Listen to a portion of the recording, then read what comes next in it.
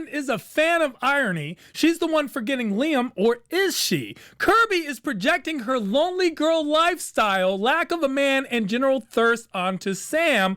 Colbys gets a new cut and the new girl in town. When there's a will, there's a stepmother trying to make her way on it. On the scale from none to hooker, how sexy are we talking? We are talking CW's Dynasty Season 3, Episode 6, A Used Up Memory. The AfterBuzz After Show starts right now. I'm Maria Menounos, and you're tuned in to AfterBuzz TV, the ESPN of TV talk. Now, the buzz begins.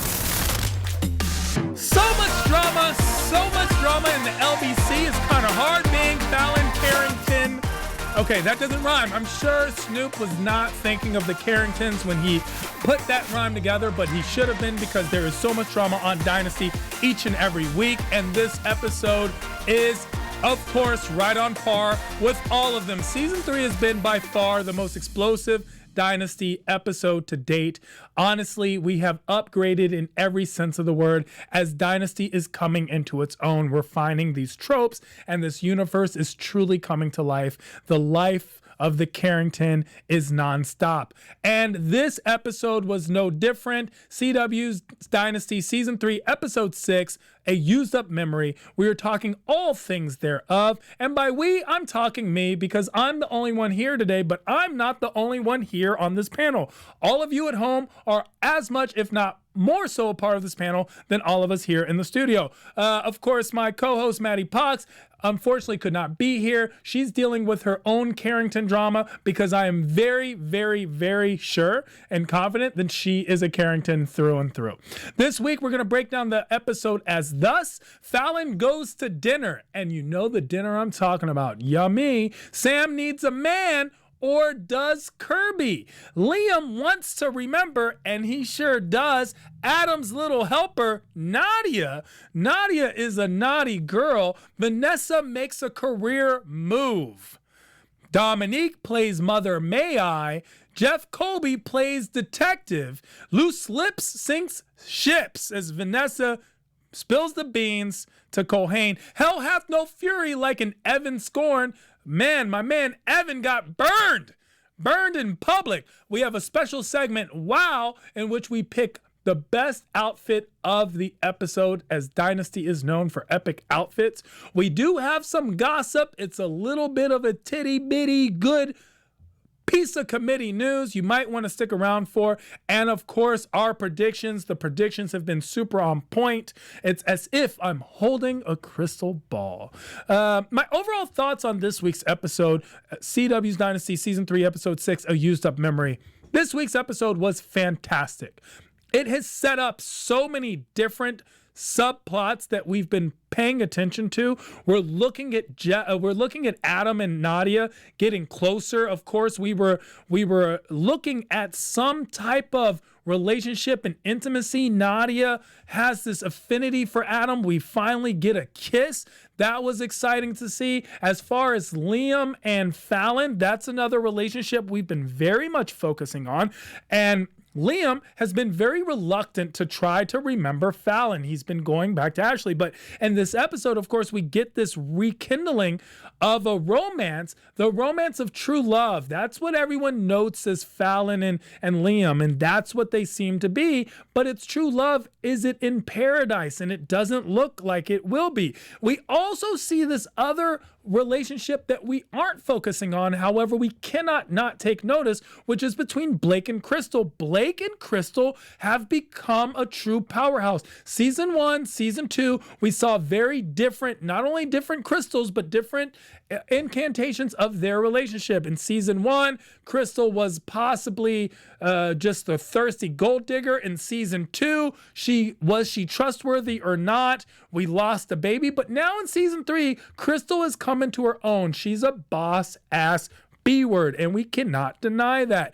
And together they have become a powerhouse. Now, where that house falls and is it on the foundation is yet to be seen. We also get Kirby and her new man. We're going to learn a little bit about this guy, Joey, who's this motivational speaker, but we don't really know anything about him. And is that trouble or not? And of course, we get Colby always playing the ever ever-lucent protagonist to the Carringtons' wealth because he is on the outside, even though he should be on the inside. Speaking of which, his mother is no better, as we have the Vanessa Culhane-Dominique connection. Dominique's the manager and the stepmother. Culhane figures it out. So many things are just pushed to the forefront and makes us excited for next week's episode and where this drama goes. And my man Evan gets his heart broken, and we see this dark side of Evan. We saw it when he came out as a character 3 episodes ago when he got his hands dirty by destroying Fallon's community service. We see him today as he nudges the ashtray off the ledge, and then that was a metaphor for what happened to him when he gets pushed off the ledge. So Evan has a couple issues. Let's be very honest. Let's get into Fallon going to dinner. Now, we know that Evan and Fallon are supposed to go to this dinner. Evan invites Fallon to go have dinner with his mother. Fallon is his mother's kryptonite. I mean, Fallon, what has Fallon not done to this family? Fallon basically killed the little sister, drove the mother to the nut house, right? Sorry about that for anyone who has actual mental illness, but that's the way the show's set up. It's not me. I don't write the rules. I just read them. So drives the mother to the nut house, quote unquote. And then we also get her being freaked out when Fallon even comes close. And now she's dating Evan, the son, the brother, the person who hated her the most, loves her the most, has this weird obsession with Fallon in a very opposite of Adam, but still on same par type way. What are we doing with Evan? Fallon assures Evan, Liam's gone. We don't want Liam anymore. Liam's out of the picture. And of course, rekindles their love. They go to dinner. Evan finds out through Adam's meddling and shows up. What's going to happen with that? What's the idea behind Evan becoming this new dark side? I mean, he's definitely got serial killer tendencies if I've ever seen him. He does the passive aggressive thing. He's nice to her, but secretly upset. He walks away furious after telling her how much he understands. He says he doesn't want to stay in the way of true love. And then he looks like he's taking DNA hair evidence to set Fallon up for later. What is the deal with Evan? Evan is a special type of crazy. I mean, he definitely, red flags all the way. Red flags, but Fallon, how could Fallon see this? You don't see the bad side of Evan. The only way that Fallon ever saw that is from the beginning, that meeting in which when they met, it wasn't okay. They met in a very bad way. And so it's interesting to watch that happen. And we have to come to terms with the fact that Evan is not the person who Fallon clearly thinks that he is, right? Evan's going to be a problem. Evan is more dangerous than Adam. At least we see Adam coming. Adam is clearly Fallon's nemesis. We see Adam coming from a mile away. We know he always has bad intentions. In fact, the first person when brought to the attention from Evan, your assistant called me and told me to go to the dinner. We already knew it was Adam. Fallon had no question. Adam called you. Knew Adam is meddling. But Evan, we don't see Evan coming from a mile away. I mean, Evan is coming off as this perfect good guy, helpful, even understanding, compassionate, sympathetic, empathetic, loyal, loving, caring, nice guy. His hair doesn't even move.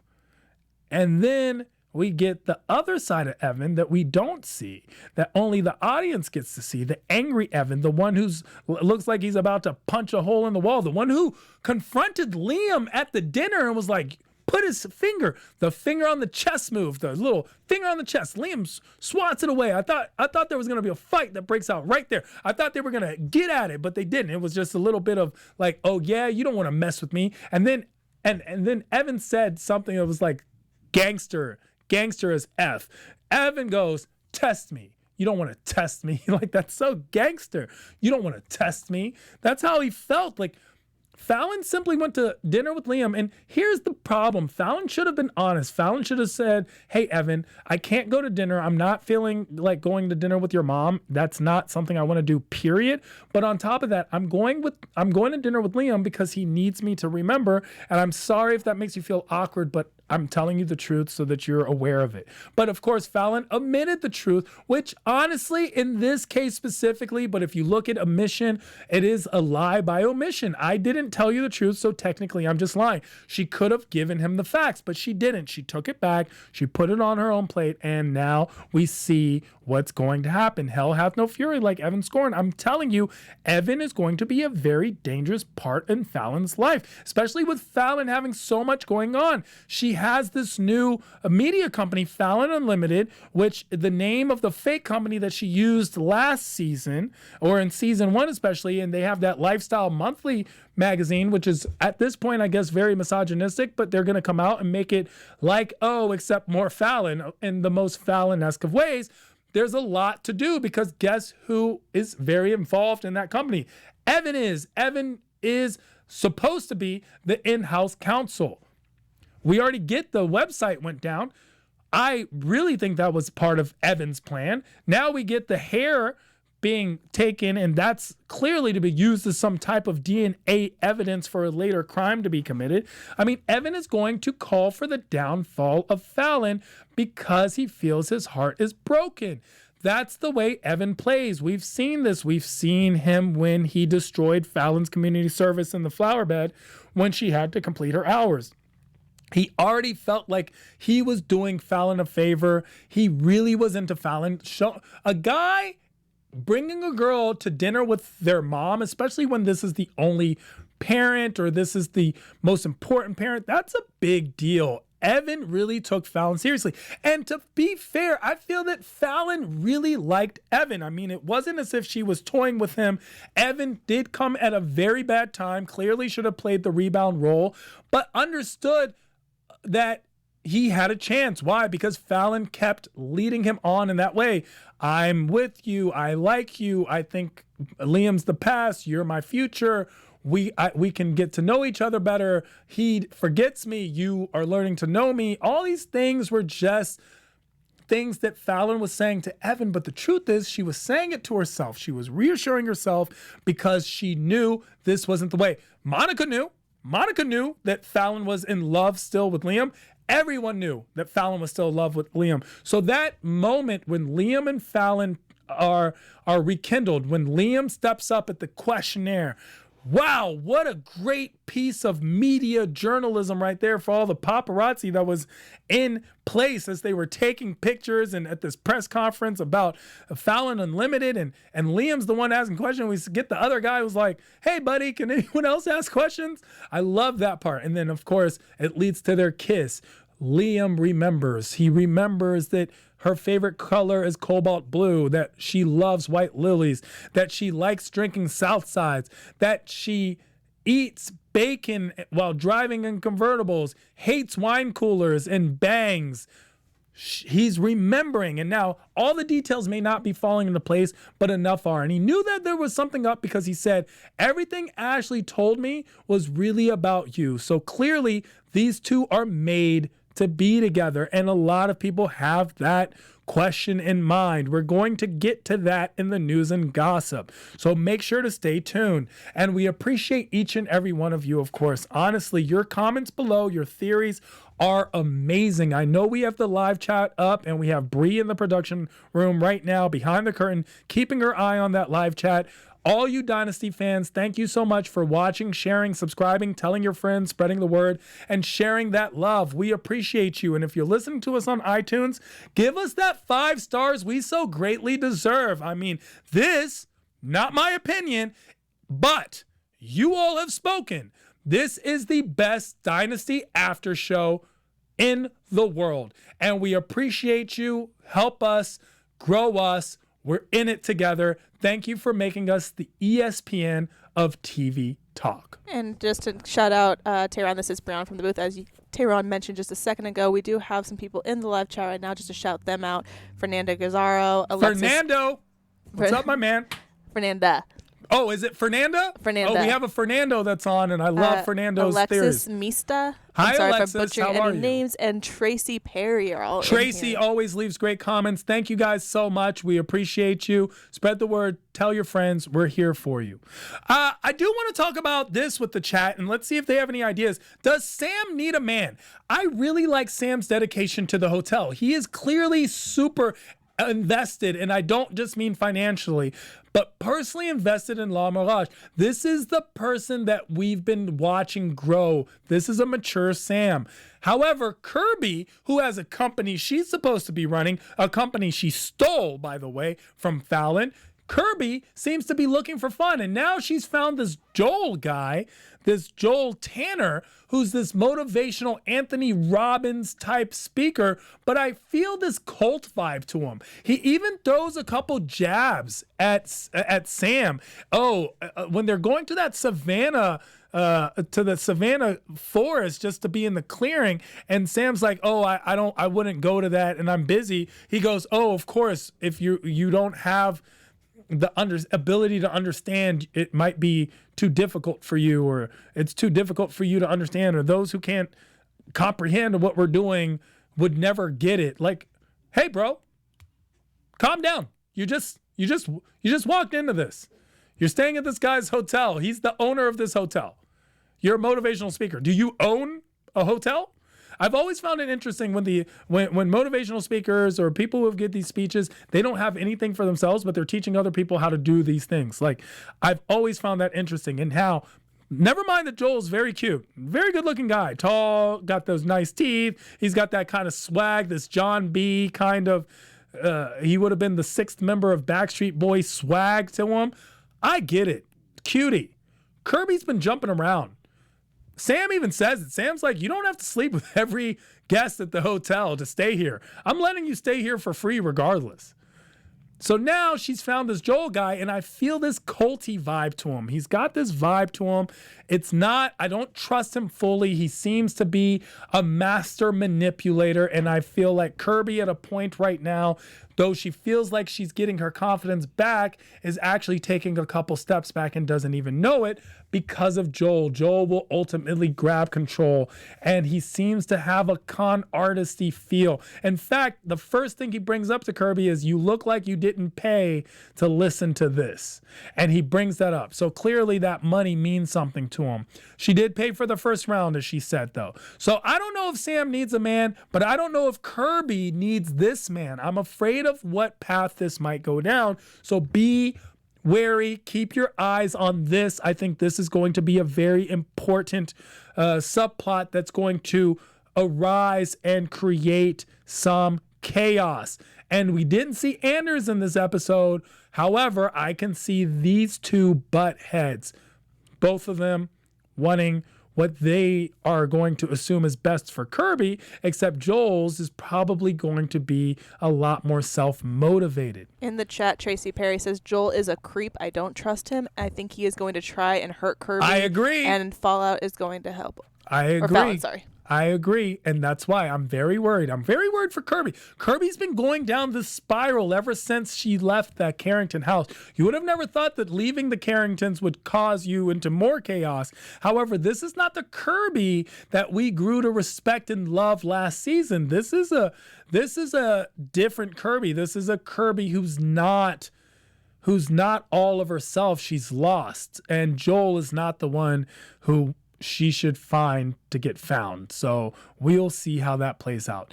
Liam, however, tries to remember that we rekindled this relationship. Sam doesn't need a man. Kirby finds this man. So we're getting these different relationships. And then Adam has a little helper, Nadia. Nadia, who is new to this season, is the nurse that they bring in since Adam's explosion and his injury. Kelly Barrett is such a good actress. I really like her. She's fun. She has this feel to her. She's got this strong personality, and yet somehow plays a dominant sub or a subservient dom to Adam. I mean, these two are a very wicked pair.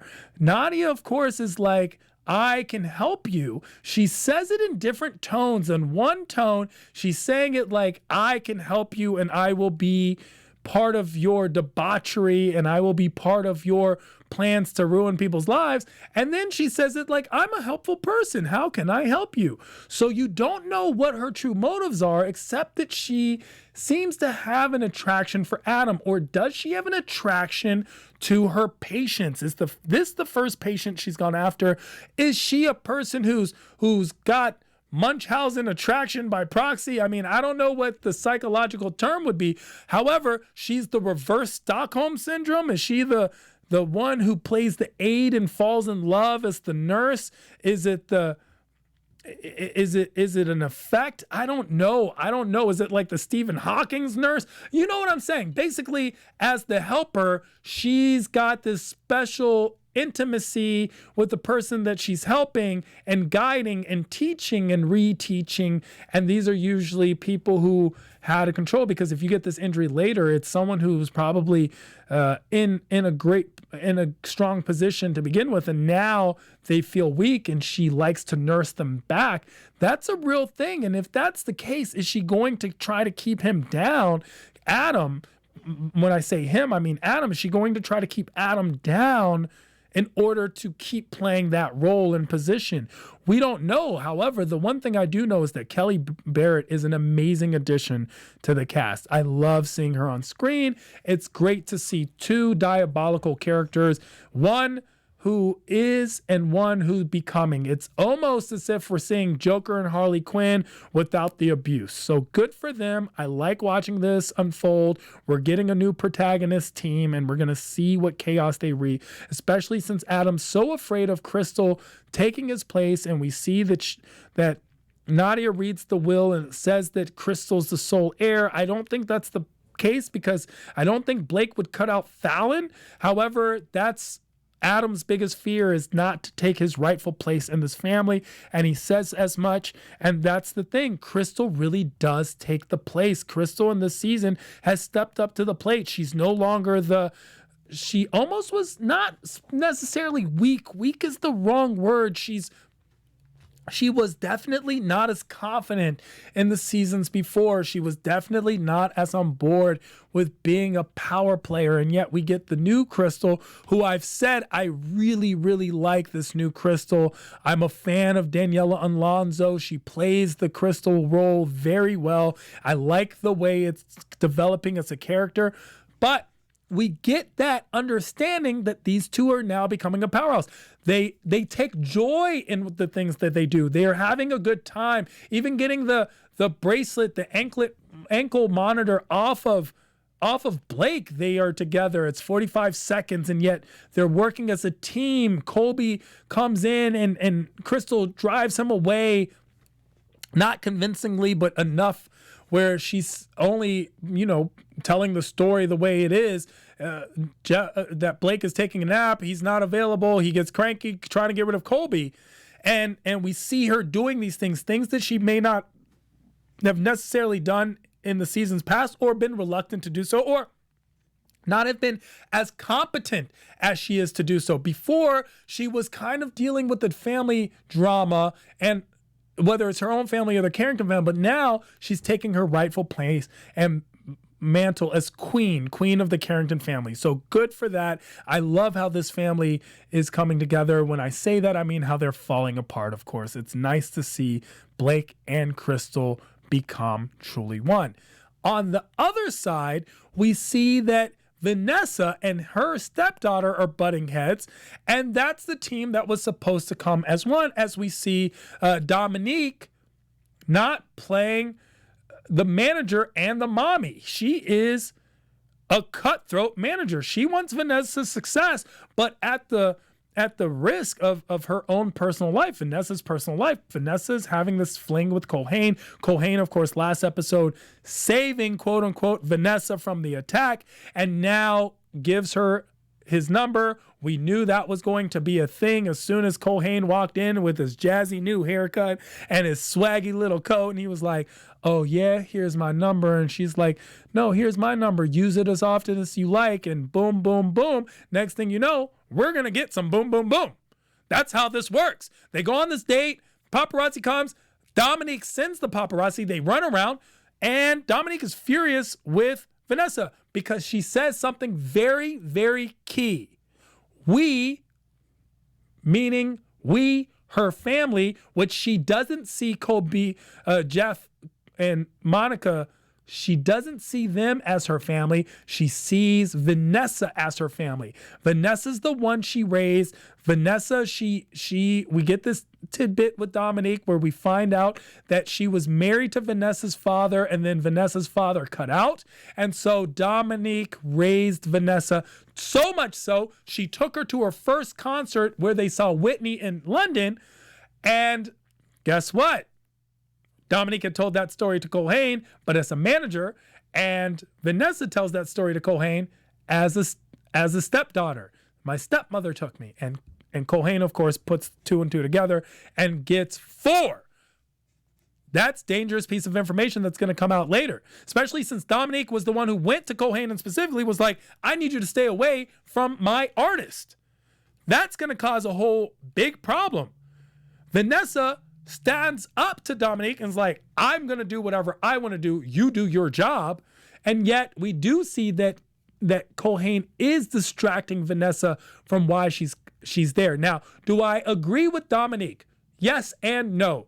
Dominique is diabolical. She's nefarious. She's notorious. She's every bad word in the book. However, she wants what's best for Vanessa, and what's best for Vanessa is publicity. What's best for Vanessa is getting to those auditions and getting on Broken Glass Records, which is ran and owned by Fallon and Monica and Colby. So we need to figure all that stuff out, and Colhane has become a distraction. Colhane is distracting her. We see that she's in the apartment. She doesn't check her phone. We see the paparazzi thing. I don't fault her because honestly, she didn't want to. I would have stated, if I was Vanessa, I would have stated, I didn't want him to get the wrong impression on our first date. So she reeled him in, roped him in. And I understand Dominique called all the hounds to go hound them, but she could have used that as an excuse, but she didn't. And of course, she stands up to her mother, her stepmother, and that is not something that Dominique wants. Dominique wants everyone to bend to her will. Dominique wants to be the one in charge, and everyone else is her pawn. So make sure to tune into that storyline because that is going to be a focal point that brings a lot of things down. I think we're watching all these webs being weaved and woven, and we're watching the strings being pulled as we speak.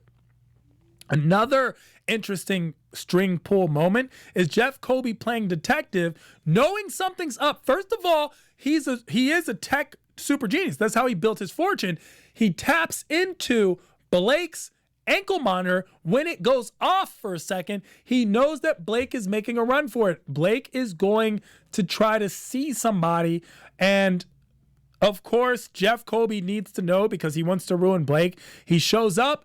Blake outsmarts Jeff with the whole hoodie, switching the hoodie. When the guy walks away with the hoodie and he's going towards the car, I'm like, oh my gosh, Blake is about to get caught. And no, it was the other guy. Blake gets away, gets back home because Colby would like nothing more than to ruin Blake's home arrest. He's on house arrest. He's out. If he was back in jail, he feels like he'd have a stronger position to ruin all his companies, take them away. Colby is out to destroy Blake. I don't know why. I mean, yes, technically, yes, I understand why. However, I don't know why Colby can't just go on and live his life. You've done very well for yourself, my friend. You're a billionaire too. You did not get to live in the Carrington household as you were supposed to through your legacy. However, you were able to grow as a person.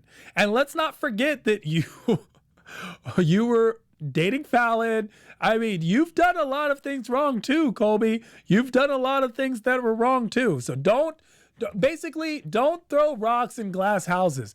Bree, is that the saying?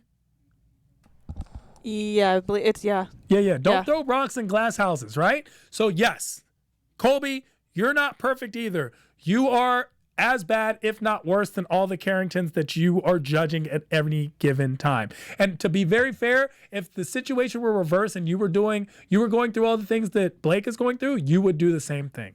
So Tracy also is saying Colby needs to let the hate for Blake Carrington go. He became Yes. successful without Blake. I told you, Tracy always knows the things to say. Loose lips sink ships. Vanessa tells Colhane and says, I wanted to tell you she's my stepmother. Do we think that she should have told him or not? I want to know what you're thinking in the comments below. Let us know if Vanessa made a big, big mistake. And of course, we get the Evan storyline to come through. We get a little pieces of information about everything that's going on. So here we have a lot of different parts to one story unfolding. How this is all going to play out in Blake's murder, we still don't know. What happened to the body, we still don't know. We have a lot of questions, Carringtons. Let us know. That's why we watch each and every week. Let's get into our special segment. Special segment, wow. Picking an outfit that is the best outfit of the episode. This week, I'm going to go with Monica's zebra outfit when she was talking to Jeff. Oh my God. I'm not even a zebra fan. I'm not an animal print person, but she looked amazing. Hair, fleek. Eyebrows, fleek. Outfit, on fleek. I love the way she looked. I don't even know if people use on fleek anymore, but if they did, this is the time to use it. She looked wow. Would love to know what you thought the best outfit of the episode was. Let us know in the comments below. Let's get into some news and gossip, shall we?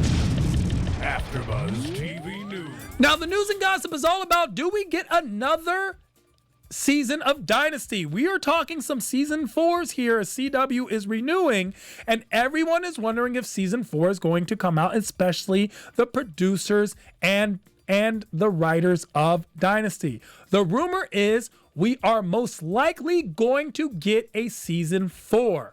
However, it is not confirmed. We are looking into it as we speak, and a lot of people are talking about that right now. Another piece of news and gossip is, will Fallium, hashtag Fallium, Fallon and Liam, ever happen on Dynasty Season 3? Now, we know that this is what we think is happening right now. However, a day ago, Daytime Confidential spoke to Adam Huber, one of the writers and producers on Dynasty, and they are talking about why it should not happen. So you're going to want to check out this wonderful Daytime Confidential article and let me know what you think. Are we still shipping Fallium? That's up to all of us. Why does that sound like a drug that makes you overdose? Fallium. That's what it is. Let's get into some predictions, shall we? And now, your AfterBuzz TV prediction. We're talking some predictions right now. Now, if you're asking me, I think Nadia and Adam are up to no good. We're going to see Nadia placate to Adam, and they're going to cause a lot of trouble. They're going to go after Cristal in a way that she is unprepared because she does not even know she has enemies. I do not think the will simply said Cristal is the sole heir. That does not sound like a Blake thing to do. He does not usually put all his eggs in one basket. I think Anders is going to butt heads heavily with this Joel Tanner guy. I think Joel Tanner is going to be a major bad guy, and it's going to cause a lot of strife for the people who care the most about Kirby. She's going to fall deeper and deeper into that abyss. I think that Colhane and Vanessa are not going to stop seeing each other, even though that is the plan. I think Colhane and Vanessa are going to sneak around. Dominique's going to find out, and even though Dominique threatened Colhane, he's not going to threaten easy. He said he would, but he would not. However, Dominique is going to find out, and then Culhane is going to find out what threats really are. I also think that Liam and Fallon, sure, it seems like it's great right now, but bad things are on the horizon for them as Evan does not let up. I think that they are going to be attacked from different fronts, including not only, of course, Evan, but I think that Adam is not going to allow that to play because Adam is still afraid.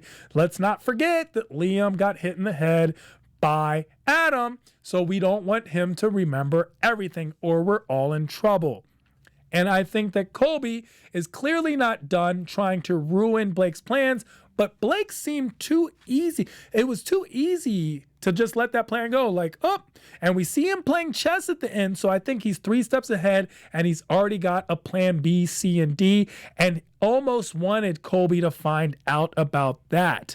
So we will find out all that and much more. Until then, you can find me at I Am Tehran all across the board. That's IAMTEHRAN all across the social atmosphere, Facebook, Instagram, Twitter. And of course, you can find me hosting and paneling on a slew of other AfterBuzz after shows because all of your favorite TV shows are my favorite TV shows too. Until next week, we're going to be talking so much CW's Dynasty, it's going to make your head explode. I will see you right here next week. Same Dynasty time, same Dynasty channel. Bye. Our founder, Keven Undergaro, and me, Maria Menounos, would like to thank you for tuning in to AfterBuzz TV. Remember, we're not just the first, we're the biggest in the world, and we're the only destination for all your favorite TV shows. Whatever you crave, we've got it. So go to AfterBuzzTV.com and check out our lineup. Buzz you later. The views expressed herein are those of the hosts only and do not necessarily reflect the views of AfterBuzz TV or its owners or principals.